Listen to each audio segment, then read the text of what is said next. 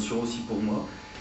Ce que je vais vous présenter en 30 ou 35 minutes, c'est une ébauche évidemment, je ne vais pas aborder l'ensemble des questions possibles, on en abordera peut-être du coup dans la discussion entre nous et avec vous, la salle, puisque vous êtes invités à participer pleinement. Je répondrai déjà directement en fait à votre présentation à tous les deux en disant que ma posture finalement est extrêmement prudente dans la mesure où je ne m'aventurerai pas à donner une définition du mythe en général. Ma posture serait qu'il n'y a pas de définition générale du mythe. Il faut redéfinir ce terme simplement dans chaque contexte dans lequel on voit ce terme apparaître. Pas de définition unifiante entre l'Antiquité et aujourd'hui, et pas de définition unifiante aujourd'hui. Ce postulat est d'une simplicité totale. Cela sous-entend malgré tout que j'ai une position constructionniste, et c'est extrêmement constructionniste. Pour moi, le mythe n'est qu'une construction temporaire de notre propre langue, de notre propre regard. Et c'est cette construction qui conditionne la méthode que j'essaye de me fixer, les résultats eux-mêmes dépendant très partiellement finalement de cette méthode. Donc j'ai prévu deux parties dans ma petite présentation. Une première partie mytho-méthodologique, pour prendre des gros mots. Quelle définition opératoire j'ai essayé de construire et j'essaye d'utiliser. Et dans une deuxième partie, j'essaierai de vous montrer quelques documents de l'Antiquité grecque, puisque c'est mon domaine de prédilection, pour vous montrer combien les choses sont infiniment diverses et variées et ne répondent jamais à une définition de type généraliste. Mon objectif, c'est de tout transformer en un grand flou, d'abord, pour ensuite définir de nouvelles frontières, de nouveaux espaces, de nouvelles confrontations. Ne pas s'embarrasser finalement de définitions a priori pour faire résonner les objets les uns contre les autres. Je vais essentiellement commenter l'exemplier qui vous a été distribué, donc pas à pas. La première question que je voudrais poser, c'est quel discours étudier lorsque l'on parle du mythe. En effet, lorsque l'on parle du mythe, immédiatement on pense à l'objet que l'on a sous les yeux. Mais cela, me semble-t-il, cache le fait que nous avons nous-mêmes un discours qui inclut le terme mythe et qui sert d'écran entre l'objet et ce que nous voulons atteindre. Ce qui fait que le terme mythe, la définition du mythe, elle est d'abord à trouver dans nos propres productions discursives, dans nos propres énoncés académiques, universitaires. C'est un travail qui a déjà été mené, par exemple, par Marcel Détienne dans l'invention de la mythologie, publiée en 1980, et par bien d'autres. Mais c'est une opération qu'il faut, me semble-t-il, sans cesse refaire, revenir à nos propres modes de production, pas seulement pour les opposer aux objets que nous étudions, mais pour comprendre ce que nous sommes en train de dire et pour voir ce que nous sommes en train de faire. Et je renvoie de ce fait, par exemple, aux premiers ouvrages de Bruno Latour, particulièrement son étude de la vie de laboratoire, l'étude d'un laboratoire scientifique, dans ses procédures scientifiques elles-mêmes. Comment se construit un discours théorique scientifique à partir d'une discipline, à partir d'un réseau d'êtres humains et à partir d'un stock d'énoncés.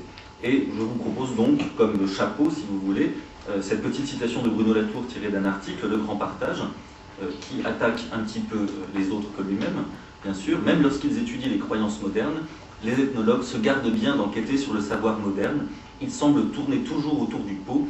Ils veulent bien étudier le pré, le para, le pseudo, le péri, l'ethno-scientifique, mais pas le scientifique lui-même. Donc pas leur propre discours. Qu'est-ce donc que le discours mythologique en tant qu'expression d'une discipline universitaire, en tant qu'expression d'un champ disciplinaire? Regardons les outils de notre méthodologie, les outils que nous utilisons systématiquement lorsque nous nous lançons dans ce type d'analyse, les articles de dictionnaire. J'en ai pris deux, évidemment, il y a une multitude de dictionnaires à votre disposition. J'en ai sélectionné deux qui continuent à être utilisés. D'un côté, le Rocher, relativement ancien, mais somme d'informations tout à fait utile. Et par ailleurs, l'un des ouvrages les plus récents, le livre de Timothy Gans, Mythe de la Grèce archaïque. J'ai sélectionné ces deux ouvrages, non pas parce qu'ils constituent les deux pôles chronologiques de nos outils, mais parce qu'ils constituent plutôt deux pôles méthodologiques dans leur construction d'un objet discursif mythe. La notice de Rocher, bon, elle est en allemand, je l'ai traduite, merci Google Traduction, je l'ai un peu adaptée aussi, je l'ai raccourcie. En effet, la notice de Rocher se présente comme un énoncé relativement complexe, une suite d'affirmations avec entre parenthèses, un catalogue de sources livré tel quel au lecteur. Il faut donc non seulement lire avec attention la notice de Roscher, mais quasiment la reformuler, la remettre en page pour voir comment cela s'organise. Ce que l'on constate, c'est qu'il commence, et je l'ai résumé juste en dessous, sa notice s'organise en 3 étapes. Sa première étape, c'est une définition nominative. C'est le nom qui organise l'unité de la notice. Cela veut dire qu'il prend comme unité de définition du mythe le personnage, et donc comme unité de définition du mythe le récit, ce qui n'est pas neutre. Vous avez fait allusion au récit, or le récit n'est pas forcément la base unitaire du mythe. Une image ne se dit pas forcément sous la forme d'un récit, elle ne sert pas d'illustration à un récit, elle a son propre vocabulaire iconique qui ne se transmet pas sous la forme d'un récit, mais qui se transmet sous la forme d'une image, justement. Donc le récit n'a pas forcément à être la base unique d'un mythe. En tout cas, dans le Roscher, c'est le cas. Dans ce dictionnaire, le récit et le personnage inclus dans le récit constituent la porte d'entrée. Et tout ensuite va s'organiser à partir de cette première définition. En effet, à ce nom et à cette définition par parenté, fils de Dédale, est associée une histoire qui est qualifiée d'histoire habituelle, une histoire statistiquement fréquente, mais qui devient l'histoire d'Icare, l'histoire d'Icare et de Dédale. Cette histoire statistiquement devient l'unique histoire, devient la norme à partir de laquelle tout va être jugé, jaugé, évalué. Et donc, après l'énoncé de l'histoire générale statistique, en fait, et les sources qui la comportent, vous avez ensuite l'établissement de variantes, qualifiées en plus de versions évéméristes. On en a 3 en fait, donc la numéro 1, la numéro 2, la numéro 3, distinguées simplement par un petit détail. La version évémériste, je le répète, n'est pas une deuxième histoire possible, elle n'est qu'une variante de la première, une variation par rapport à une histoire première qui, elle, n'est pas conçue comme une variation, qui est conçue comme un modèle normatif général. Ça a l'air évident puisque c'est notre modèle principal, c'est comme ça que la plupart des dictionnaires de mythologie fonctionnent. Mais justement, tous les ouvrages de mythologie ne fonctionnent pas exactement de la même façon. L'ouvrage de Pierre Chuvin, par exemple, la mythologie, je ne me rappelle plus le titre exact, la mythologie grecque et la geste d'Héraclès, ne fonctionne pas de cette façon, et l'ouvrage de référence que pour ma part j'utilise le plus, l'ouvrage de Timothy Gans, ne fonctionne pas du tout de cette façon. Il va raconter également l'histoire de Dédale et Icare, mais il ne va pas la raconter sous forme d'histoire. Il ne va pas la mettre sous l'entête Icare et son histoire. En fait, l'histoire est intégrée dans un vaste cycle, elle apparaît à un moment qui est choisi par l'auteur lui-même, mais peut-être que cette notice aurait pu être placée ailleurs. Et on commence non pas par la définition d'un personnage, mais par la définition d'un motif général, qui n'est pas exactement une histoire. C'est un titre, La fuite hors de Crète de Dédale et Icare.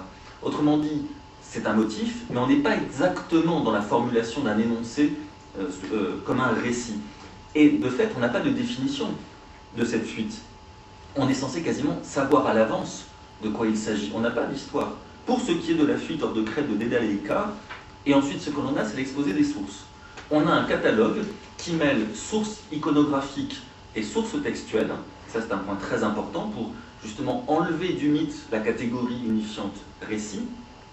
5 séries documentaires qui sont posées comme équivalentes, alors que du point de vue du support, elles ne le sont pas. Du point de vue de l'époque, elles ne le sont pas. Elles sont organisées de façon chronologique. Et du point de vue des détails, elles ne sont pas unifiées aussi. Autrement dit, en faisant cette histoire des sources, ce que fait Gans, c'est montrer les trous de la documentation. Ce qu'il n'y a pas justement à cette époque-là, en tout cas dans la documentation, voire, si l'on peut se fier à un si faible échantillon statistique, ce qui n'existe pas dans ce qu'on pourrait appeler nous maintenant la mythologie de cette époque autour de Dédale et Icare. Il ne part pas de l'histoire qui est attestée tardivement, il ne suppose pas qu'elle existe à date si ancienne, il constate simplement qu'il existe un motif général auquel renvoie un certain nombre de documents, mais ces documents sont lacunaires du point de vue de cette histoire et ne la représentent pas forcément. Ils y font allusion, ils y renvoient peut-être, mais même ils ne la supposent pas forcément. Et c'est là que l'ouvrage de Gans reformule donc radicalement les choses.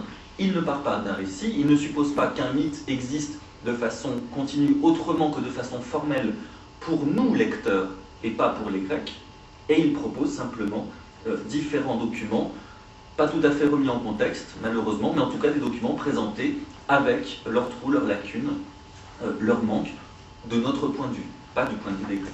Et il donne donc l'occasion de construire du mythe, finalement, de façon un petit peu différente. À partir de Gans, donc, à partir de cette méthode qui change radicalement la donne, malgré tout, par rapport au dictionnaire de mythologie habituel, on peut donc définir le mythe comme quelque chose d'autre qu'un objet donné, ou qu'un objet existant en soi. À partir de Gans, on peut considérer que le mythe grec n'existe pas comme un objet, il n'existe pas tel quel chez les Grecs, il existe comme une construction que nous faisons à partir d'une série de documents que nous avons à disposition. C'est le point 3 de mon exemplier. C'est quelque chose qui, en fait, a été défini de façon théorique depuis très longtemps, depuis la fin du XIXe siècle ou même avant, l'exigence de considérer toute production culturelle, non pas seulement du point de vue du thème, non pas seulement du point de vue des motifs, non pas seulement du point de vue du support ou des interactions, mais comme quelque chose de complet dans une situation historique donnée. C'est donc vers une définition pragmatique du mythe contemporain, de l'énoncé contemporain, que je me tourne. Alors j'avais vaguement prévu de vous parler de la rumeur à cette occasion, mais je pense que ça compliquerait les choses, donc je me contenterai simplement de dire que dans les études sur la rumeur qui ont largement cours depuis 50 ou 60 ans, et en particulier depuis le grand ouvrage d'Edgar Morin sur la rumeur d'Orléans, cette idée qu'on a un objet finalement relativement indéfini, une rumeur qui n'est pas définissable véritablement comme un objet en soi, mais qui réapparaît dans des contextes divers et qui se reformule systématiquement et qui varie et qui malgré tout conserve un certain nombre de traits distinctifs, on a un peu la même interrogation sur quel est cet objet théorique que nous sommes en train de construire et quels sont les contextes surtout que nous sommes en train d'étudier. On pourra revenir sur cette question de la rumeur si vous voulez un petit peu après. Du coup, de façon un peu abusive et un peu brutale, j'ai proposé, sous la belle expression le triangle mythocritique, une formalisation, une formule possible pour la construction du mythe. Je me suis inspiré en fait d'un système qui est le système dit hippocratique, qui est tiré d'un traité d'Hippocrate, qui permet de relier de façon théorique, de créer un dispositif qui relie le malade, le médecin et la maladie. Le malade est un corps, bien évidemment, un corps souffrant. C'est un corps qui est traversé par des signes qui sont parfois déchiffrés à moitié par le malade lui-même, mais qui n'arrive pas totalement à lire et à identifier. Il se rend donc, le malade, auprès d'un technicien, le médecin. Le médecin va sélectionner un certain nombre de symptômes. Il va définir en fait un certain nombre de symptômes. Il ne va pas prendre en compte l'ensemble des signes que présente le corps. Il opère donc une sélection, et cette sélection aboutit à une construction théorique qui est ici un nom, un ensemble théorique de symptômes appliqués comme grille de lecture sur le corps souffrant et qui permet de ne pas dire grand-chose, permet simplement de nommer la maladie.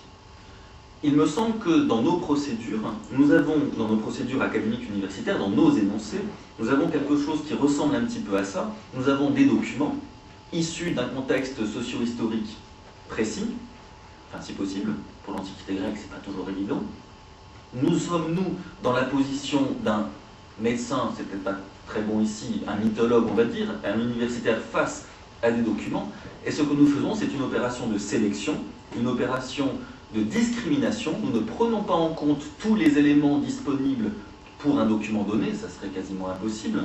Nous opérons une sorte d'extraction, et c'est de cette extraction, de ces signes que nous avons sélectionnés, que nous constituons un ensemble théorique que nous allons formuler sous la forme d'un nom, Icar, sous la forme d'un motif, fuite, sous la forme d'un tableau, par exemple, un tableau de transformation, comme le font les structuralistes, etc., etc., voire sous la forme d'un schéma, sous la forme d'une image, sous quelque forme que l'on veut. Le récit n'est pas la seule forme possible, encore une fois, il n'est pas notre seule forme possible pour donner un sens, une construction, une architecture à l'ensemble de ces signes. Voilà donc comment je définirais une posture de type constructionniste par rapport au mythe, considérer que le mythe est le résultat de l'opération discursive, l'opération énonciative, l'opération académique et universitaire très particulière que nous faisons entre nous, et qui n'est pas l'opération générale que font les individus dans une société donnée lorsqu'ils sont confrontés à ces mêmes documents. C'est vraiment une opération, me semble-t-il, de type académique moderne. Si nous voulons avancer un petit peu et prendre en compte un certain nombre de caractéristiques qui ont été largement mises en valeur tout au long du XXe siècle concernant et les documents et les constructions que nous en faisons, je vous proposerai de prendre, par exemple, pour définition du mythe, le terme « ensemble flou ». C'est un terme qui a été énoncé pour la première fois par un mathématicien. Il s'agit d'un terme d'algèbre théorique. Ne me demandez pas à quoi ça correspond. Je suis incapable de vous le dire. En tout cas, ce terme s'est imposé depuis une vingtaine d'années dans certains milieux anthropologues et a été repris récemment par Florence Dupont dans son introduction à la voie actée. Ce qu'indique ce terme « ensemble flou », c'est que le mythe comme construction, le mythe comme ensemble, n'est pas un ensemble au sens de la géométrie traditionnelle, c'est un ensemble sans frontières. C'est un ensemble statistique, à partir des documents que nous possédons, comme le dit Florence Dupont, dont les limites sont indécidables. Nous avons une série de performances que nous avons regroupées suivant un certain nombre de critères, mais ensuite, plus on s'éloigne de la définition première de ce que nous avons voulu rassembler comme performance, plus les critères s'affaiblissent, plus nous nous éloignons finalement d'une définition précise de ce que nous avons sous les yeux. Ce qui est intéressant, c'est qu'à certains moments, cet ensemble flou que nous avons défini va entrer au contact d'autres ensembles flous. Et nous aurons des zones frontières un petit peu indécidables, où, si nous parlons de personnages par exemple, tel personnage sera à la lisière de la figure d'Édipe et à la lisière de la figure d'Icare. Je ne sais pas trop ce que ça peut donner, mais vous voyez cette espèce d'idée, une coalescence, une concrétion entre deux mythes, entre deux figures, entre deux personnages, pour une performance qui tout d'un coup ne correspond ni tout à fait à l'un, ni tout à fait à l'autre. Mais à quoi ne correspond-il pas? Il ne correspond pas à nos propres définitions, à nos propres ensembles, c'est tout. C'est pourquoi ce sont des ensembles flous, ce sont des ensembles temporaires, construits par notre propre regard. Nous fonctionnons donc sur le mode de la nébuleuse. Et le résultat parfois s'en ressent, bien sûr.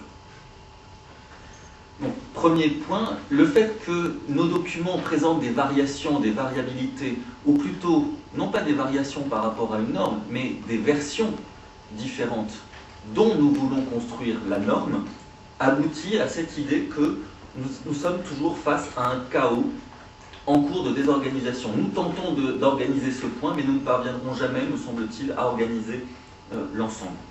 Le deuxième point important, c'est la dialectique très anthropologique du moderne et de l'indigène. Là encore, j'ai repris un texte de Florence Dupont, je vous le laisse, je ne vais pas le lire avec vous, je vous laisserai le lire dans l'ensemble. Elle met en place cette distinction claire entre les concepts théoriques que nous apportons, nous, qui font partie de notre langue, de notre culture, nos catégories donc, nos catégories propres, donc les catégories éthiques, qui s'opposent aux termes utilisés par, mettons, les Grecs de l'Antiquité, d'une certaine antiquité, de tel ou tel siècle, ou telle population de l'époque médiévale, tel ou tel siècle, en telle langue vernaculaire ou en latin. Ce qui est intéressant, c'est la confrontation, bien sûr, entre ces termes. Aucun de ces termes ne va dire la vérité de l'ensemble. Nos catégories ne sont que des catégorisations construisant des ensembles flous. Elles donneront un certain regard, une certaine vision, une construction possible, valide peut-être suivant des critères scientifiques dans un certain contexte, mais pas valide en tout temps et en tout lieu, sinon la recherche serait terminée, et ça serait tragique pour notre statut. Mais les termes indigènes ne disent pas leur vérité non plus. Les termes indigènes sont aussi un écran posé par rapport à toute une série de manifestations qui échappent à la claire conscience linguistique ou à la claire conscience tout court des acteurs antiques ou médiévaux ou modernes. C'est donc dans la confrontation entre termes indigènes et termes modernes, c'est dans la confrontation entre ces différentes catégories que se visualise aussi, en quelque sorte, le mythe, dans une dialectique sans cesse renouvelée, où ni l'un ni l'autre ne dit vraiment la vérité, ni ne dit surtout les décalages, les objets qui se cachent, les objets qui se dissimulent, les objets qui sont recelés derrière telle ou telle posture, derrière tel ou tel équivoque. C'est donc plutôt une mythologie de l'équivoque, une mythologie de l'allusion, une mythologie de l'énigme, une mythologie du décalé, une mythologie du caché, je dirais pas tout à fait du refoulé dans ce contexte-là, même si on peut arriver à ça aussi. En tout cas, une mythologie qui dit un certain nombre de choses de façon évidente et qui en laisse entrevoir en fait d'autres à condition que l'on se donne la peine de tourner la difficulté, de tourner autour du mur que nous avons construit et que eux-mêmes, avec leurs expressions et leurs énoncés, ont construite. Finalement, je m'inscris vraiment, comme d'habitude, dans la lignée de Claude Callame, dans cette lignée très pragmatique, où il s'agit de réfléchir sur les catégories comme étant inadéquates fondamentalement, mais étant les seules catégories dont nous disposons, à partir d'un article célèbre sur mythe et rite, où Claude Callame montre, premier point qui est constamment souligné, que mythe et rite n'existent pas de façon directement traduisible dans la langue grecque antique, que d'une certaine façon, les concepts de mythe et de rite n'existent pas, n'ont pas été théorisés, n'ont pas été formulés par les Grecs. Le terme héorté, par exemple, qui veut dire la fête, la célébration, ça ne désigne pas ce que nous appelons un rite, par exemple, et mythos ne veut pas du tout dire mythe, avec toutes les implications et la diversité que nous lui donnons. Mais en fin d'article, il indique également que les catégories mythe et rite ne sont qu'opératoires, ne sont que transitoires, ne sont que des objets transitionnels pour notre propre discours. Et c'est une partie qui est souvent minorée dans son article par rapport à toute l'enquête sémantique et théorique qu'il a fait sur les notions de mythe et de rite en Grèce, mais c'est une partie qui est fondamentale parce qu'elle vient compléter, en fait, et elle vient éclairer notre propre discours. Nous avons des catégories, nous les construisons, et nous avons le droit de les utiliser à partir du moment où nous les avons construites, en sachant que nous les avons construites. Voilà donc pour une partie un petit peu théorique. Ce qu'elle permet de mettre en valeur, ça n'a rien d'original, c'est toute une série de questions qui ont été abordées ces 30 dernières années par l'anthropologie de l'histoire et de la culture grecque. C'est la difficulté finalement d'arriver à des grandes expressions comme celles qu'on utilisait encore dans les années 1920, 1930 ou même encore 1960, par exemple autour de l'homme grec. Je vous donne juste un titre. L'ouvrage de Jean-Pierre Vernant, L'homme grec, paru au Seuil en 1993. En fait, ce n'est pas un titre de Jean-Pierre Vernant, c'est un recueil d'articles, et le titre a été choisi par la maison d'édition. Et je ne suis pas sûr qu'en 1993, Jean-Pierre Vernant aurait encore revendiqué ce titre d'homme grec, qui correspondait à une partie de sa démarche dans les années 60, mais qu'il a progressivement et très considérablement affiné. Ce terme, en fait, remonte vraiment plutôt aux années 30, et on le voit très clairement dans l'ouvrage de Jäger, Paideia, die Formung des griechischen Menschen, en 3 tomes, paru entre 1933 et 1945.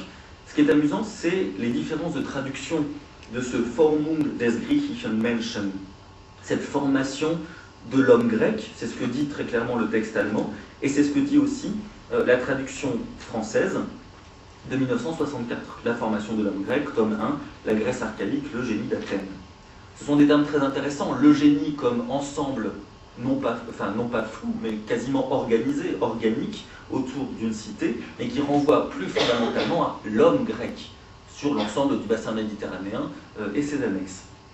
Curieusement, le titre anglais n'a pas repris cette dénomination totalisante, totalisatrice et totalitaire, puisque vous avez Paideia, the Ideals of Greek Culture. On a enlevé l'homme, on a mis à la place simplement la culture, un terme un peu moins dangereux, quoique, finalement, est-ce qu'il existe une culture grecque à l'échelle de tous les gens qui ont parlé grec dans le bassin méditerranéen antique et ses annexes? Je n'en suis pas très sûr non plus. Ce n'est pas parce qu'on a une unité de langue et une revendication, dans certains cas, d'une unité, que cette unité existe vraiment.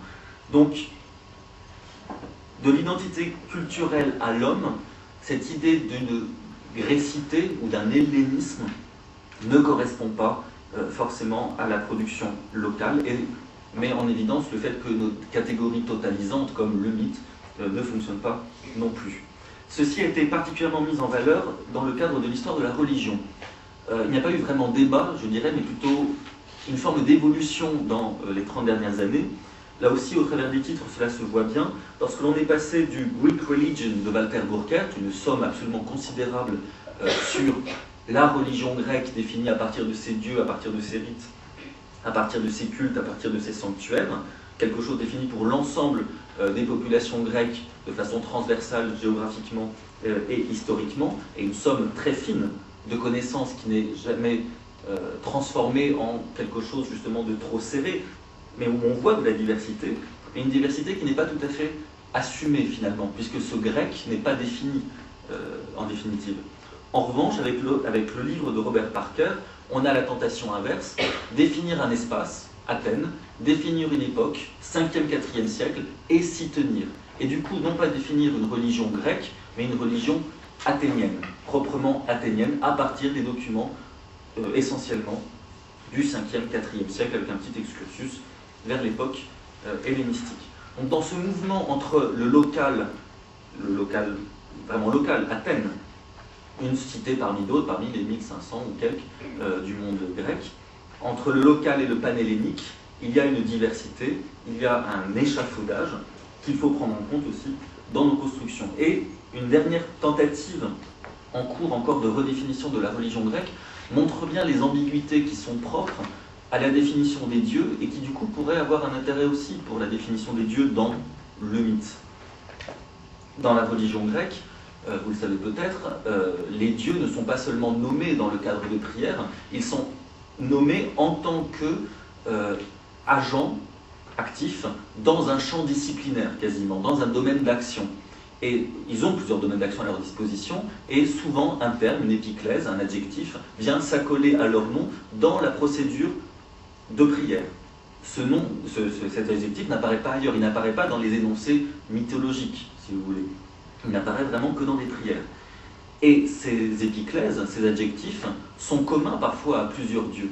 Autrement dit, on peut avoir la tentation de créer un panthéon grec, non pas en prenant les noms des dieux, Zeus, Artémis, Héra, Apollon, etc., comme on en a l'habitude, mais en procédant par les épiclèses.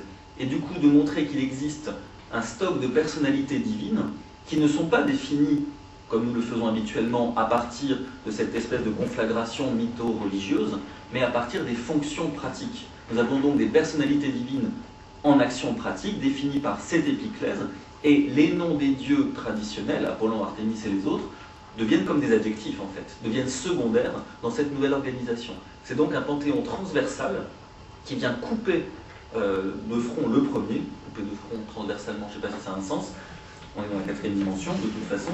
En tout cas, vous voyez la reformulation assez puissante que cela permet. Pour vous en donner une idée, vous pouvez aller sur la base de données du CRESCAM à l'université de Rennes. Il constitue le lexique, le catalogue complet des épiclèses. Il reste-t-il un peu de temps? Un petit peu. Voilà donc des considérations très théoriques, bien évidemment. Quand on se retrouve face à de la documentation antique, que peut-on faire? Là, je ne vais parler que du cas de la documentation antique, justement. Cette documentation, vous le savez, elle est souvent fragmentaire, elle est souvent décontextualisée ou difficile à recontextualiser. En fait, ce n'est pas tout à fait vrai. Il y a une partie de la documentation qui est très précisément contextualisée, ce sont les papyri et ce sont les inscriptions. Les textes transmis par manuscrits médiévaux, évidemment, sont moins contextualisés, mais on peut essayer malgré tout de produire une démarche un peu similaire pour ces énoncés et retrouver du coup un certain nombre de caractéristiques possibles. Je voudrais juste comparer par exemple autour de la question du chant et de la performance un énoncé quasiment pas contextualisé, un énoncé très célèbre, donc d'autant plus décontextualisé pour nous, les travaux et les jours d'Hésiode. Il se trouve que Hésiode, dans les travaux et les jours, fait allusion à une performance poétique qui n'est pas celle de son chant actuel, mais une performance passée. À propos d'un thème de navigation, tout d'un coup, il s'embarque apparemment dans une expression de type personnel. « Jamais encore je ne me suis embarqué sur la vaste mer », c'est le document numéro 5. Si ce n'est pour le B, à Aulis, où jadis les Grecs attendirent la fin de la tempête, au temps où ils avaient rassemblé une vaste armée pour aller de la Grèce sainte contre Troie aux belles femmes. C'est là que je m'embarquai pour Chalcis et les tournois du valeureux Amphidamas. Donc à partir de la mention d'un port qui est référé aux énoncés traditionnels, la guerre de Troie, le port d'Aulis, c'est de là qu'ils s'embarquèrent, occasion de 2-3 vers dans la tradition caractéristique aussi de l'épopée. Tout d'un coup, une mention personnelle, c'est là que je m'embarquais pour la ville de Chalcis et pour un tournoi particulier. Bien des prix étaient proposés par les fils du héros, et c'est alors, je puis le rappeler, qu'un hymne me donna la victoire, et que je gagnais un trépied à 2 ans, ce que je consacrais au buste de l'Hélicon. Donc, apparemment, petite notice biographique, ou en tout cas fiction poétique du poète participant à un concours. Je n'irai pas jusqu'à dire que c'est la biographie d'Hésiode. On a envie, bien évidemment, mais ça peut être au moins de la fiction poétique, une présentation des conditions acceptées dans ce cadre d'énonciation pour la production d'un poète. Donc un chant qui est défini comme un hymne, mais qui n'est donné que dans une certaine circonstance. Une circonstance sacrée, des jeux funéraires, des tournois pour les morts amphidamas, et une récompense, un modèle caractéristique de ce que nous connaissons, par exemple, pour le théâtre ou pour d'autres performances. Mais ce modèle n'est pas caractéristique seulement de la période archaïque ou même de la période classique, il traverse l'ensemble de la période historique antique pour nous, et j'en veux pour preuve un texte qui me paraît assez curieux finalement, quand on le regarde de près, une inscription trouvée en Crète, dans la ville de Prianssos. C'est le document numéro B qui vient juste après. C'est une décision officielle, elle emporte toutes les marques. Vous avez le nom des citoyens, les Priansoi, les habitants de Prianssos en Crète.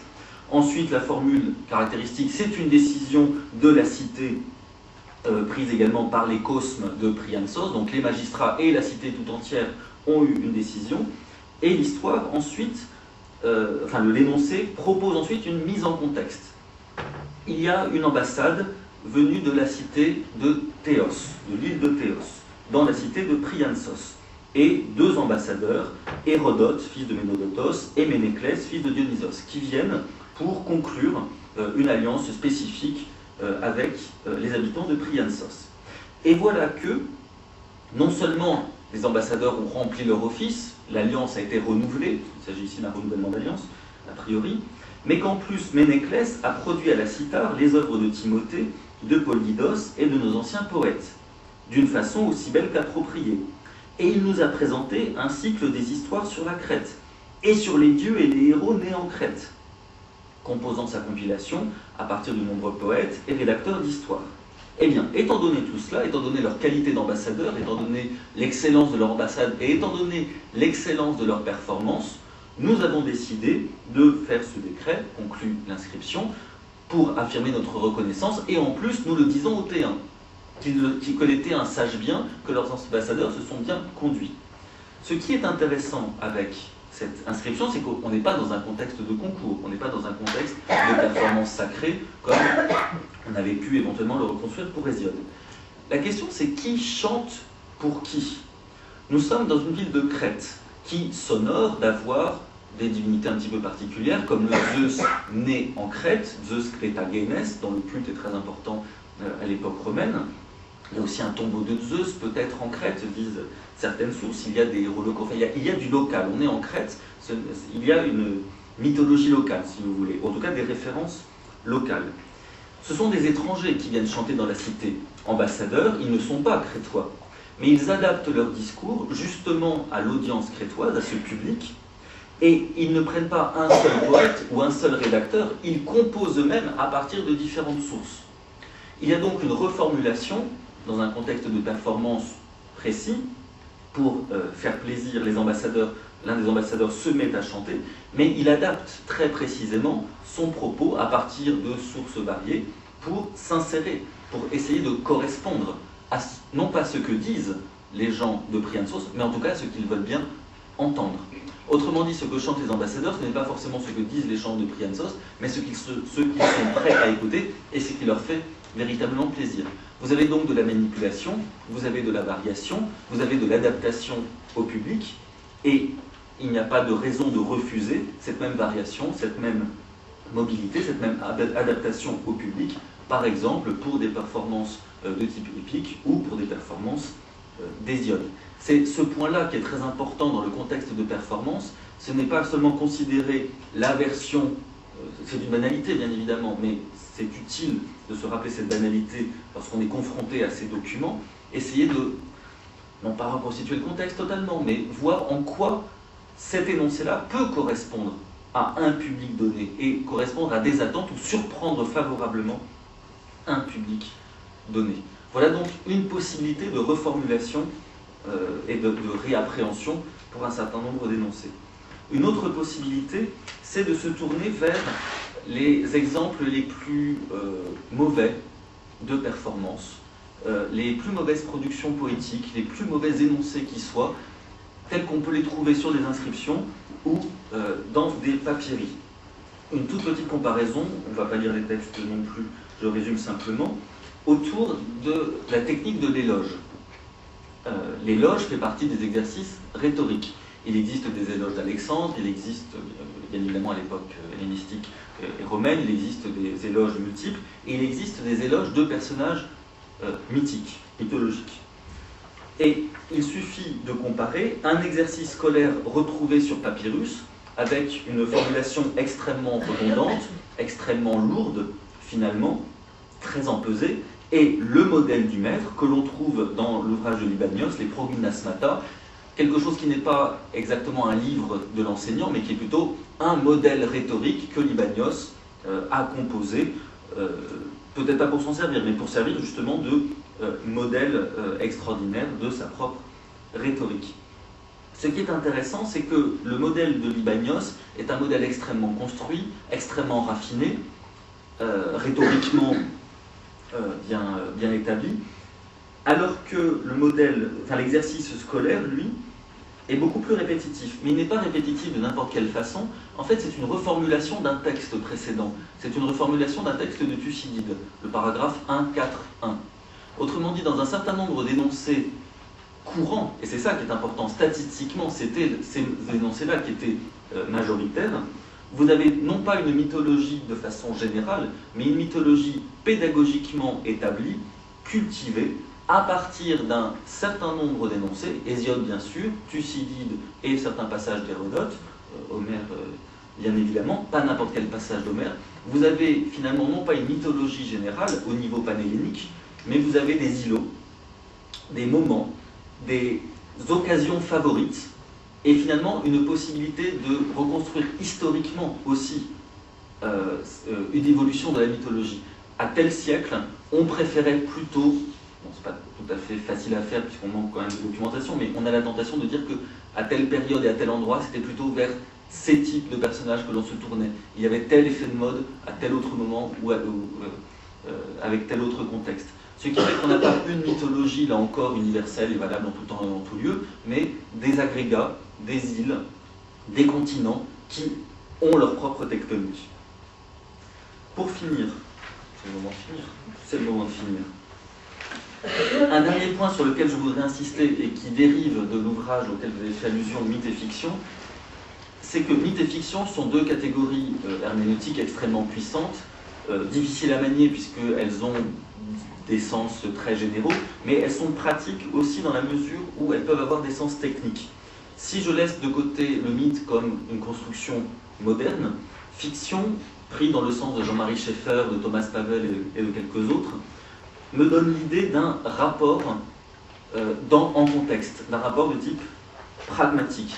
Et du coup, cela me permet de comparer un certain nombre de documents entre eux et de mieux montrer la diversité de ces documents les uns par rapport aux autres. Un petit exemple, Hésiode. On s'attend à ce qu'Hésiode, bien sûr, compose quelque chose qui puisse faire partie de la tradition, mais qui ait sa propre force d'innovation. L'exemple que j'ai donné, c'est lorsque Zeus contraint son père Cronos à recracher ses enfants. Hésiode ne donne pas de motif, ne dit pas exactement par quel moyen Zeus force Cronos à recracher ses enfants. Il fait simplement allusion à l'adresse et à la force de Zeus. Dans une version qui n'est peut-être pas contemporaine, mais qui est quand même relativement ancienne, une théogonie orphique, il est question, cette fois, d'un motif précis. Le vin n'existait pas encore, et c'est grâce à du miel que Cronos a été trompé, est devenu ivre, et finalement a vomi ses enfants. Donc face à la non-formulation précise d'Hésiode, vous avez une version parallèle, on va dire, qui elle introduit le miel, un produit à ingérer, comme possibilité. Et quand vous prenez ce qui pour nous est l'équivalent d'un dictionnaire de mythologie ou d'un livre de mythologie, le texte d'Apollodore, vous vous rendez compte que c'est encore une autre version qui apparaît, une version interprétative, là encore. C'est grâce à une drogue donnée par Métis, directement à Cronos, que Cronos vomit ses enfants. Cette version d'Apollodore, elle n'existe nulle part ailleurs. Elle n'est pas chez Hésiode, elle n'est pas dans la Théogonie orphique, elle n'est reprise nulle part ailleurs. Et il y a de fortes chances que ce ne soit pas une version traditionnelle, mais que ce soit une interprétation d'Apollodore pour soit le vide d'Hésiode, soit pour contrer des versions qui ne l'intéressent pas. Autrement dit, il faut prendre aussi les textes dits mythographiques, les textes documentaires, les textes de commentaires, comme ayant une propre capacité d'innovation et d'invention, une capacité de fiction. De ce point de vue-là, il ne se différencie pas forcément des compositions poétiques, et on est à nouveau face à un gigantesque chaos, puisque nous n'avons aucun support qui nous dira la vérité de ce qui se disait de façon générale et organisée en Grèce. Nous n'avons que des versions. Nous n'avons pas de version en général établie une fois pour toutes. Il y a toujours l'introduction d'un détail, d'une variante, quelque chose qui transforme finalement et donne une nouvelle version et potentiellement encore de nouvelles versions en devenir. Voilà donc pour une présentation très générale de ce que moi je suis en train d'essayer de faire, en tout cas dans le champ disciplinaire de la mythologie antique. Par rapport à la question des séries télévisées, parce que c'est malgré tout un petit peu le sujet, essayons de nous raccrocher, si vous voulez, à ça. Il me semble que la question des séries télévisées est une question tout à fait passionnante, bien évidemment, mais très liée finalement à ce mode de fonctionnement, puisque nous sommes face à des productions qui peuvent être définies comme des productions d'auteurs. Il y a un auteur, il y a un groupe d'individus, scénaristes, réalisateurs et acteurs qui ont produit ça. Donc, à l'échelle d'une production culturelle, on est au niveau des individus. Il y a un public, bien sûr, varié, et on peut donc arriver face à une production culturelle générale qui a du sens de façon beaucoup plus générale, mais qui n'a du sens qu'à une époque donnée. Les séries télévisées des années 70 ne sont plus les mêmes que maintenant, les thèmes mythologiques ne sont pas les mêmes non plus. Même quand on refait Choc des Titans, on ne le refait pas à l'identique, 30 ans plus tard. Enfin, moi je l'ai vu quand c'est sorti en 78, 79, en le revoyant là, c'est pas le même du tout. Enfin, il y a quand même un certain nombre de choses. Et surtout, l'idée de la mise en série est intéressante, puisque ce que nous faisons, en tout cas dans les pratiques mythologiques antiques, c'est de la mise en série perpétuelle. C'est de l'accumulation documentaire et de la construction. Et il me semble que l'objet série, par nature, justement, permet ce genre d'analyse. Et s'applique bien finalement, est un correspondant moderne au type d'analyse universitaire que nous faisons. Merci.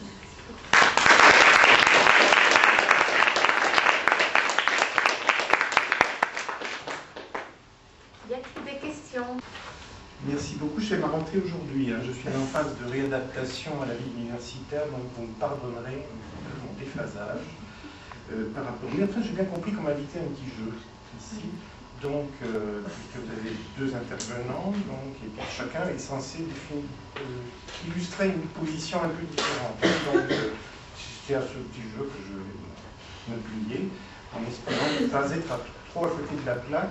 J'avais compris aussi que le séminaire était destiné à préparer un sujet de recherche sur les séries télévisées, et donc il fallait peut-être un petit peu fournir des outils, donc c'est comme ça que j'ai essayé de bricoler quelque chose. Alors au départ j'avais prévu de vous parler de mon séminaire, le dernier séminaire du CRIC que j'avais organisé ici s'appelait 72 définitions du mythe, et puis quelqu'un m'a dit oui, pourquoi vous dites 72? Alors j'ai beaucoup réfléchi depuis, effectivement, et je pense que je voulais vous proposer aujourd'hui ceci. 72 millions de définitions du mythe. Donc on pouvait ensuite, en deuxième temps, les définitions des critiques littéraires, linguistes et autres spécialistes du langage estimées à 71 millions. Donc on peut les mettre... non, excusez-moi, je me trompe. Là. Ensuite, bon, j'arrête ma plaisanterie. Je vais commencer par trois histoires. Il était une fois un monsieur nommé Siegfried. Vous l'appelez Siegfried, c'est pareil. Il avait un compagnon nommé Regin, et il se trouvait devant un terrible dragon nommé Fafnir. Et il était sur le point de faire sa peau au dragon Fafnir, et son compagnon Regin était déjà en train de déguster un petit peu de sang du dragon, parce que c'est bon du sang du dragon. Et il lui dit, donc à son compagnon Sigurd, Regin lui dit, s'il te plaît, accorde-moi une petite faveur, qui sera très peu de choses pour toi, prends ce cœur du dragon Fafnir là, que je viens de récupérer, tu vas le rôtir un petit peu sur une baguette et puis tu le donneras après à manger. Alors, Sugaud, qui n'avait pas du tout l'esprit de contradiction, prend le cœur du dragon Fafnir, il le met sur une petite baguette, vous savez comme on fait pour les barbecues, comme ça. Il le met sur le barbecue, et puis soudain, il se forme un petit peu d'écume sur le dragon, alors, enfin sur le cœur du dragon plutôt, il met le doigt dessus, et il se brûle le doigt. Alors, aussitôt, il se met le doigt à la bouche, et qu'est-ce qui se passe? Il se met à comprendre le langage des oiseaux. Enfin, vous savez qu'il y a un petit morceau de Siegfried, de l'astronomie de la forêt, enfin, il y a la scène est racontée en musique. On saute dans l'avion et on part immédiatement en Irlande. Il était une fois un jeune garçon nommé Dan. Ça veut dire, en fait, c'est Daignean en irlandais, mais ça veut dire le cerf, c'est pareil. Appelons-le Dan, D-A-I-M. Il décide d'apprendre la poésie chez un très bon professeur qui s'appelle Fineges. Et ce Fineges en question habite près d'une rivière, une très importante rivière d'Irlande qui s'appelle la Boyne. Il y vit depuis 7 ans et il n'a qu'une seule occupation dans sa vie, c'est de guetter, c'est être pêcheur.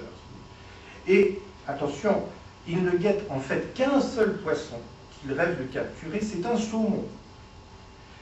Et il espère bien un jour le capturer parce qu'on dit que quand on capture ce saumon, rien ne reste inconnu à celui qui a réussi à le capturer. Donc c'est une sorte de saumon de science, on va dire. Hein. Il donne la science. Comment? Alors on ne sait pas tout. Mais tout ce qu'on sait, c'est qu'il faut l'attraper d'abord. Hein. Donc un jour, heureusement, Fineges, au bout de 7 ans d'effort, arrive à capturer le saumon. Et arrive ce fameux petit garçon nommé Dan, enfin un petit garçon, un jeune homme, quoi. Et il lui dit, bon écoute, ça tombe bien, j'ai besoin d'un petit cuistot, voilà, tu vas me faire cuire ce saumon, s'il te plaît, mais fais attention, tu ne dois pas, absolument pas, en manger une seule miette. Alors le garçon acquiesce, oui, non, je vous promets, non, je ne toucherai pas, non, il apporte le saumon. Un jour, enfin, ce qui se passe, c'est que le saumon se met à faire une clope comme ça, soudain il a un petit peu trop chauffé le feu, il y a une clope sur le saumon, il met le doigt sur la cloque et il met son doigt, parce qu'il s'est brûlé évidemment, le doigt, il le met dans la bouche et il brûle son pouce, essayant de l'apaiser. Alors il raconte tout ça à son maître, il n'arrive pas à être son maître, il dit, tu n'as vraiment pas touché au saumon, non? Tu n'y as pas touché. L'Inécie, ben si, j'ai un petit peu brûlé mon pouce et j'ai mis ensuite mon doigt dans la bouche. Alors à ce moment-là, Fineges lui dit, c'est fini, tu as changé de nom, tu ne t'appelles plus Dan, tu t'appelles Finn maintenant, tu t'appelles Finn. Et c'est toi qui maintenant possède le savoir universel. Et effectivement, il mange le saumon, et c'est ce qui a donné la connaissance à Finn, nous dit le texte, c'est-à-dire que chaque fois qu'il mettait son pouce dans la bouche, alors il touchait une molaire, je crois, dans le fond de la bouche, et il se mettait à prophétiser, c'est-à-dire qu'il savait tout ce qu'il faut savoir, il se mettait à dire des choses absolument incroyables. Bon.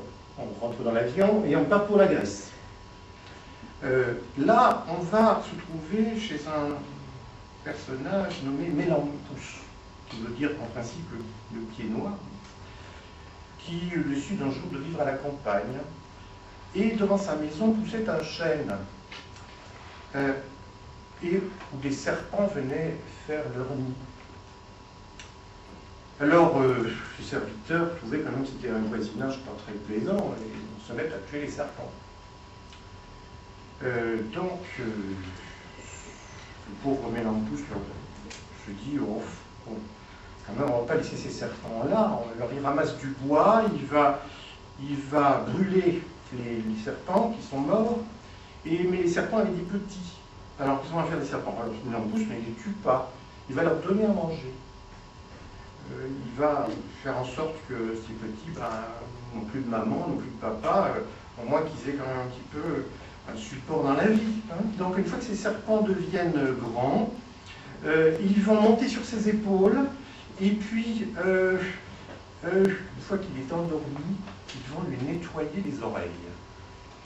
Et c'est à ce moment-là que Mélampous va bondir, plein d'effroi. Il a un peu peur de ce qui arrive tout d'un coup, parce que il comprend maintenant le langage des oiseaux.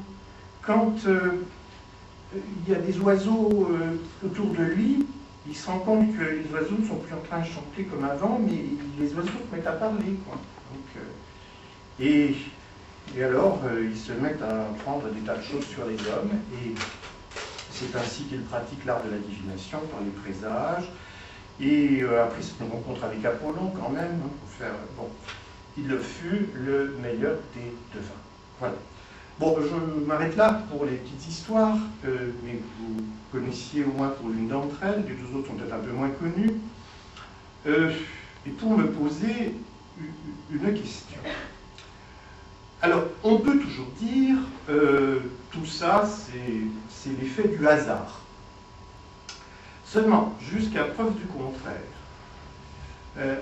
il n'y a pas, je dirais, de preuve que ces traditions se sont copiées entre elles. On pourrait avoir un doute entre, disons, la tradition de Siegfried qui vient de la Scandinavie et celle de Finn qui vient d'Irlande.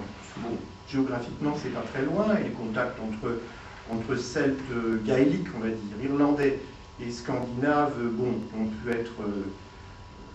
pu exister. Donc, bon. Mais quand même, le texte grec qui est tiré de la bibliothèque d'Apollodore, disons, on est devant des choses qui sont à la fois trop différentes pour avoir été copiées les unes sur les autres, et puis trop semblables pour que cette similitude soit le fait du hasard. D'où, au fond, une position qui consiste à admettre qu'il existe quelque part dans ces textes, alors bon, quelque chose qu'on appellera mythe, bon, avec toutes les précautions imaginables, mais enfin, bon, jusqu'à présent on appelait ça comme ça, et qui relève d'un récit relativement homogène, avec quelques variantes, résumons-le un petit peu de la manière suivante. Un personnage totalement frustre au départ, enfin, pas caractérisé par quelque chose de particulier, qui a l'air quelqu'un de normal, on va dire, et soudain, en contact avec, je simplifie un peu, hein, avec un intermédiaire. Dans un cas, c'est un cœur de dragon, dans un autre cas, c'est un saumon, dans un troisième cas, c'est un serpent, hein, qui joue une sorte de rôle d'initiateur. À quoi? Eh bien, à une sorte d'accession à une science supérieure. Voilà. Et donc, ce qu'on peut dire, c'est que, d'une certaine manière, ces trois récits nous racontent comment on peut devenir un devin, comment s'acquiert le don de divination. On peut affiner un petit peu, évidemment, ce schéma, mais il y a toujours, à la base, disons, j'ose pas employer le mot de structure, maintenant il faut faire attention à tous les mots qu'on emploie, mais quelque chose, des motifs, appelons ça comme ça quand même, pour l'instant c'est pas encore quelque chose qui est trop suspect d'être mal vu, donc appelons ça des motifs, des mythèmes, des thèmes mythiques, qui se retrouvent en faisceau, je dirais, malgré des variations, malgré des différences de contexte culturel, malgré des différences de noms, mais qui prouvent quand même qu'on est devant un récit relativement stable.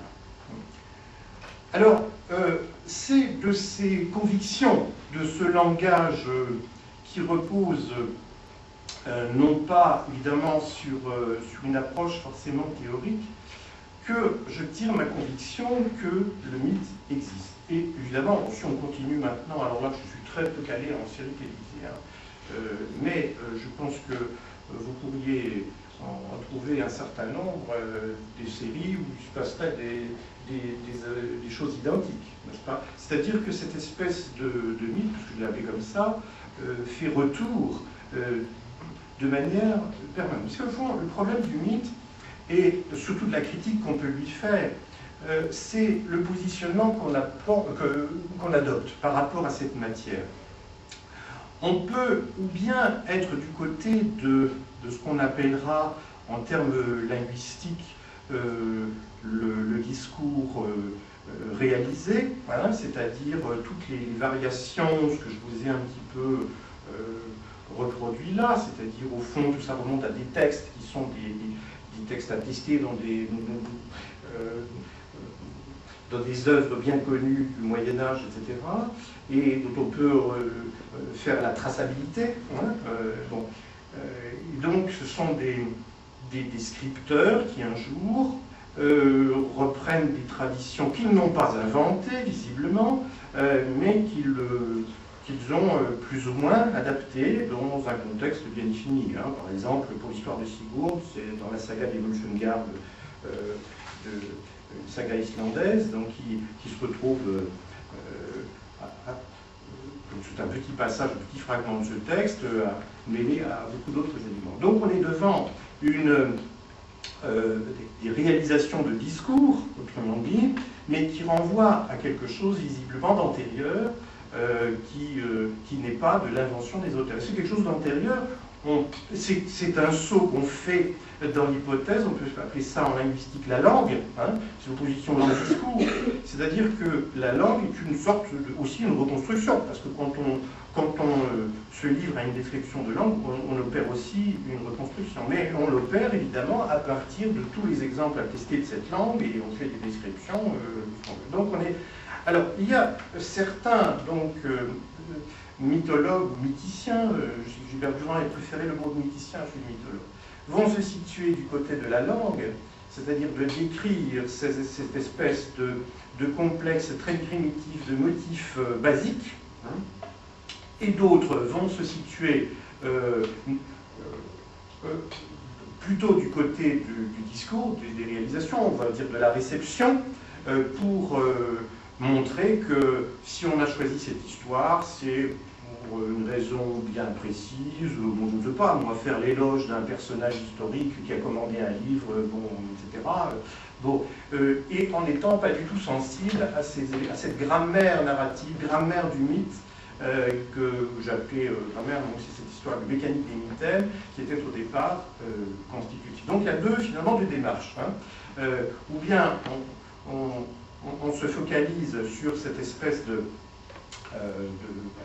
moi, je fais l'effort en tant que militant, en tant que directeur du CRI pendant longtemps, enfin chercheur du CRI d'abord, faire basique, de m'intéresser à ces structures, bon, que Gilbert Durand appelait les structures anthropologiques de l'imaginaire, et qu'il articulait sur des régimes de l'imaginaire, bon, c'est bien connu. Alors, juste une petite parenthèse pour à la fois faire écho aux propos de Charles à l'instant, hein, ce que vous avez dit m'a fait étroitement penser à ce petit livre de Jean-Louis Siran, que vous connaissez peut-être, non? Oui. Il s'appelle L'illusion mythique. Un petit livre rouge, hein, vous voyez, donc, déjà très provocateur. En plus, c'est disons, publié dans une collection qui s'appelle Les empêcheurs de penser en rond. Bon, et ça commence par une description fracassante, c'est-à-dire que le mythe n'existe pas. Le mythe n'est donc jamais là, donné, mais toujours fabriqué par le mythographe, c'est ce que vous avez dit. Voilà à quoi conduit l'examen des plus grands maîtres en la matière, Riol, Dieterlen, Germain Dieterlen et Douron, Dumézil. S'essayer dans ces conditions à construire une mythologique avec Lévi-Strauss ou parler de pensée mythique comme beaucoup d'autres est donc proprement illusoire. Donc il propose tout purement et simplement d'éliminer le mot mythe du vocabulaire et de l'oublier parce que c'est une notion complètement encombrée d'un tas de choses, etc. Mais il fait un pas de plus que vous en disant oui, mais on ne peut pas quand même nier complètement que il existe cette chose-là que j'ai essayé de vous montrer à travers mes 3 histoires, qui est une sorte, appelons ça une sorte d'invariant, de récit relativement invariant, avec des variations bien sûr, hein, qui est transculturel, qui est transhistorique aussi, puisque ça existe à différentes périodes de l'histoire, et qui laisse penser qu'il y a quand même quelque chose. Une fois qu'on a... autrement dit, il ne faut pas jeter le bébé avec l'eau du bain. C'est-à-dire, c'est pas parce qu'on a jeté le bébé mythe qu'il faut en même temps jeter l'eau du bain bébé avec. Donc, et alors, ce qu'il propose, lui, c'est d'en revenir à la notion de schème. Alors, c'est là ma critique au livre de Siran, hein, parce que dans sa bibliographie, il cite, bon, alors, plein des esprits très, très estimables, hein, tous excellents, mais il en oublie un qui avait dit ça avant lui, c'était Gilbert Durand, puisque, au fond, dans sa définition du mythe, hein, je rappelle en gros la position durandienne, excusez-moi, donc...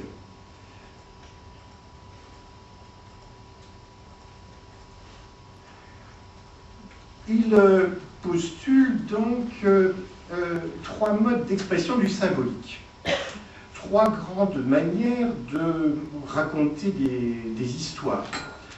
Alors, le mode schizomorphe ou héroïque, c'est un mode d'opposition. C'est par exemple l'idée du conflit entre Siegfried et le dragon Fafnir. C'est un face-à-face, hein, c'est une opposition et tout fonctionnera dans cette opposition. Le deuxième mode, c'est le mode mystique qui est fondé sur la confusion, l'analogie et la similitude. C'est-à-dire qu'un personnage ne va plus ici s'affronter à quelque chose, mais il va se fondre, parfois dans son contraire, parfois dans d'autres, dans des autres différents, et il ne sera pas simplement lui-même en opposition, mais il sera toujours en fusion ou avec d'autres figures. Et puis, il y a ce qu'il appelle le mode synthétique, qui est fondé sur l'équilibre des contraires. Alors ça, c'est ce qu'on peut appeler la dimension initiatique. Alors, 3 images pour résumer ça. L'affrontement, vous voyez, ici, hein, le combat contre le dragon. Vous noterez ici au passage que le récit que je vous ai raconté, donc ça c'est bien lui, hein, c'est le dragon Fafnir ici, à la fois un mythe guerrier, puisque c'est le guerrier hyper musclé là, qui va s'occuper du dragon qui terrorise tout le monde, l'opposition classique, mais en même temps c'est l'acquisition de l'illumination. Il n'y a pas une opposition ici, c'est intéressant cette idée parce qu'il n'y a pas une catégorie de vin, vous voyez, distincte de la catégorie guerrier. Elle a l'air de fusionner dans le personnage de Siegfried. Ça pourrait se retrouver ailleurs, bon, c'est toute notre affaire intéressante. La deuxième, le fusionnel, alors c'est beaucoup la symbolique religieuse. Ici, j'ai pris une canonne classique pour trouver ça sur une image où ça me paraissait assez intéressant parce que, bon, vous voyez, il y a de la fleur, il y a la féminité, il y a l'eau, il y a des tas d'éléments qui viennent un petit peu en fusion autour d'elle, et tout ça, elle l'absorbe en quelque sorte, dans une sorte de confusion et de fusion générale. C'est au fond une deuxième posture. La troisième, c'est le régime nocturne synthétique, c'est-à-dire l'équilibre des contraires. Alors vous voyez comment, dans un récit, on peut articuler à la fois le soleil et la lune, comment on peut articuler le haut, le bas, le chaud, le froid, etc., le corps, l'esprit. Voilà, ça, ce serait vraiment typiquement initiatique. Et cela correspond d'ailleurs à 3 attitudes dans la vie, hein, peut-être une certaine une attitude de combat et je dirais, de stoïcité devant la mort. L'attitude de fusion, levez-vous vite, orage désiré qui devait emporter René dans les espaces d'une autre vie. Tout le héros romantique, hein, c'est l'image du régime mystique, la fusion, etc. Vous voyez, le héros qui rêve de se fusionner avec la tempête, l'orage, etc. Et qui veut se dissoudre dans le monde et puis qui aspire d'une certaine manière à la mort. Et puis le régime nocturne, sous les récits initiatiques, je n'insiste pas.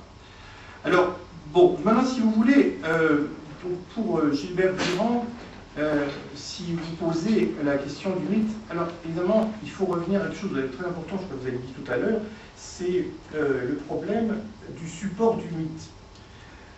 Il faut bien voir quand même dans cette affaire, et ça c'est ce que j'aurais personnellement rajouté à votre présentation du dictionnaire de Rocher, hein, parce que c'est une manière philologique finalement de construire un objet qui n'est pas uniquement linguistique, hein, ce qu'il fait.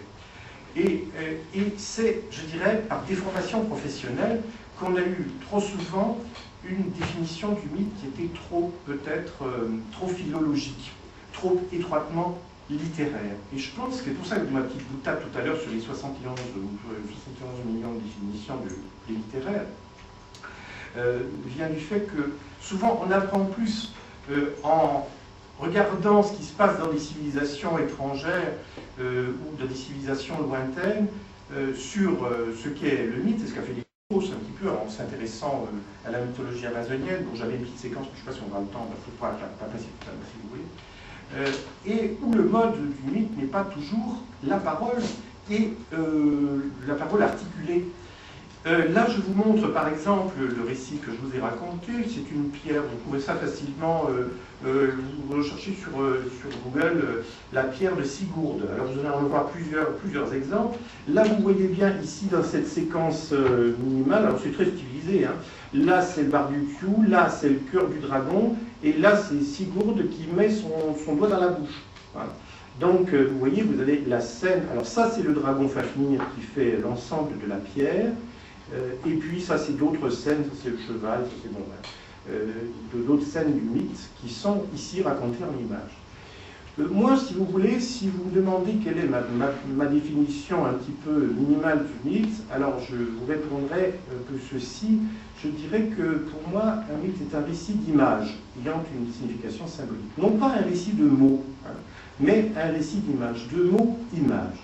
Parce que ce qui fait la particularité des recherches sur l'imaginaire, c'est de reconnaître ce qu'on pourrait appeler le statut verbo-iconique du langage.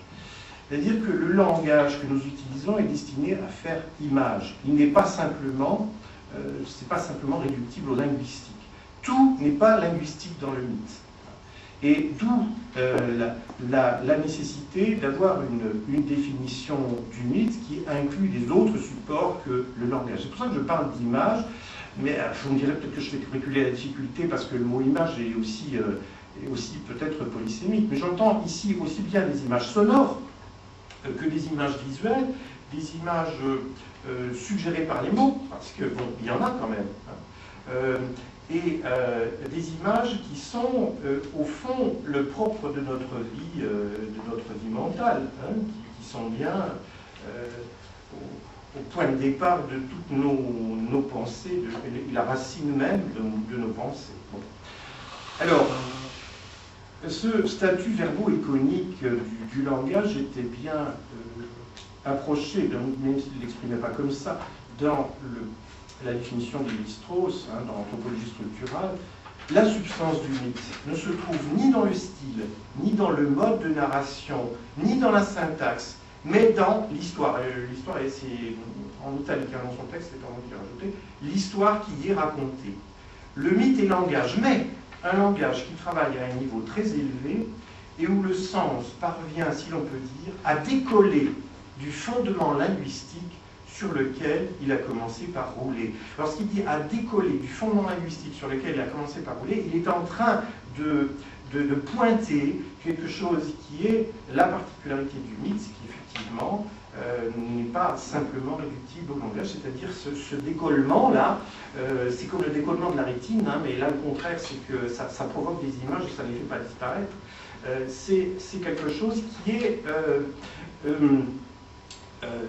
qui fait basculer dans autre chose.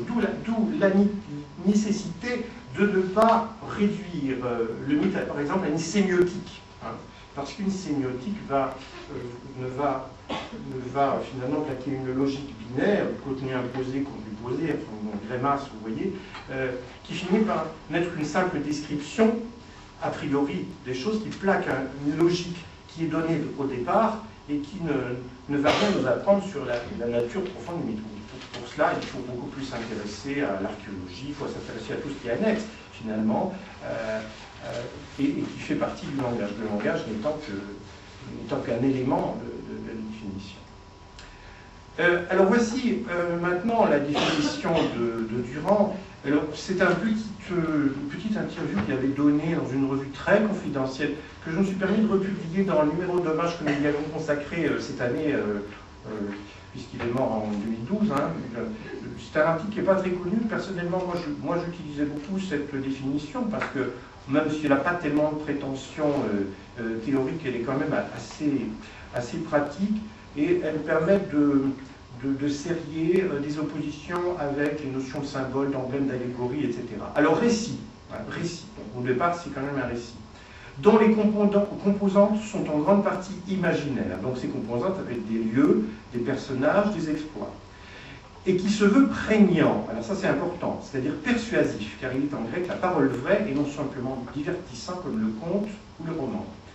Donc, qui se veut prégnant, sans le secours de la démonstration, ce qui l'oppose à la fable ou à la parabole, et ce qui implique un trait essentiel, la redondance des thèmes, personnages, situations, structures, éléments redondants qu'on appelle mystère. Voilà. Donc, je vous dirais que c'est très structural, c'est très... pour l'instant, moi je trouve que ça marche relativement bien. Puis écoutez, il faut être honnête, hein, quand on propose une définition du mythe, en général, qu'on est honnête, on propose la définition du mythe qui a marché pour ses propres travaux. Bon, moi on propose la mienne qui a marché, donc je ne prétends pas qu'il n'y en a pas d'autres, hein, mais au moins elle a cet avantage de la clarté. Alors, l'intérêt de la notion de chef... Ah oui, ça c'est aussi une idée intéressante, qui est juste avant la petite citation de Lévi-Strauss que je vous ai signalée. Un mythe est perçu comme mythe par tout lecteur dans le monde entier. Et je dirais même par des gens qui ne sont pas des universitaires. C'est-à-dire quand vous racontez une histoire à quelqu'un, même ça peut être un enfant de 5-6 ans, hein, bon, cette histoire peut être un mythe grec, ce que vous voulez, un élément de mythe arthurien, un conte, il va tout de suite parfois vous faire une remarque si vous avez changé un petit détail, ou si vous avez introduit une petite fantaisie qui n'est pas tout à fait ce qu'il sent. Parce qu'il y a une sorte, comme on a une compétence, passez-moi l'expression un peu jargonesque, métalinguistique, on peut avoir une compétence métamythologique, c'est-à-dire qu'on peut reconnaître un mythe sans avoir fait des études universitaires très poussées. Et ça, c'est quand même aussi quelque chose d'intéressant, peut-être qu'on néglige trop, ce qui veut dire qu'on a bien quand même une sorte de bagage cognitif, quelque part, qui nous entraîne à ça. Et ce n'est pas forcément simplement une question d'éducation, vous voyez. Hein, donc, je note toujours l'exemple de ces grands-mères, vous savez, qui dictaient encore des contes dans les campagnes dans les années 60, je pense aux travaux de Charles Joesten et ce qu'il allait faire dans les vallées reculées du Dauphiné, dans des grands-mères qui racontaient des histoires de Jean de l'Ours ou bien des choses comme ça. Bien, moi je regrette d'avoir la disparition de ces grands-mères parce que je leur ferai plus confiance, vous voyez, quand je fais une sorte d'analyse comme ça sur un récit, que certains de mes collègues, certains, pas tous, certains de mes collègues universitaires qui portent du jugement sur mes travaux. Hein. Bon, moi je suis à la retraite, hein, je peux dire des choses comme... Bon. Mais moi j'aurais plus confiance dans une vieille grand-mère qui connaît un répertoire traditionnel et qui porterait un jugement sur ce que je suis en train de faire. Je vous raconte une autre petite histoire, puis je crois que je vais m'arrêter là, parce que je ne veux pas trop manger le temps. Dans mes activités de retraite, en ce moment, je travaille, je suis parti en Corse.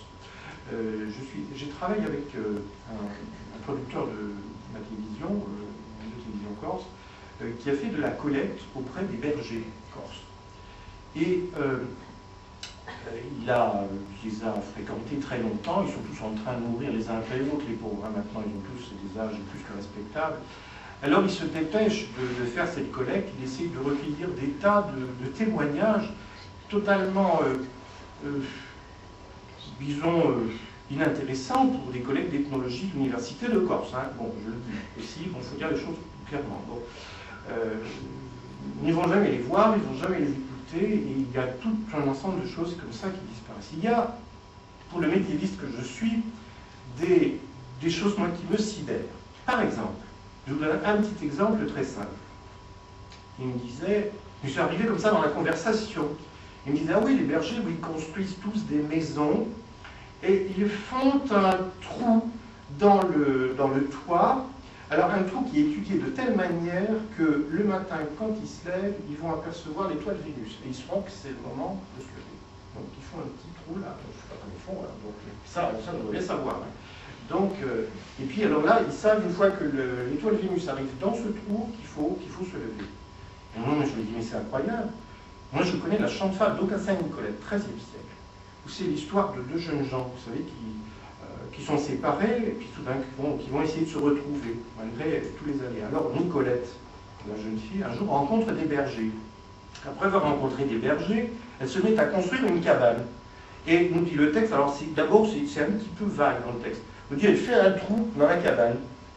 Bon, puis après elle disparaît, parce qu'elle sait qu'Aucassin, parce qu'elle est futée, Nicolette, elle sait qu'Aucassin va passer par là.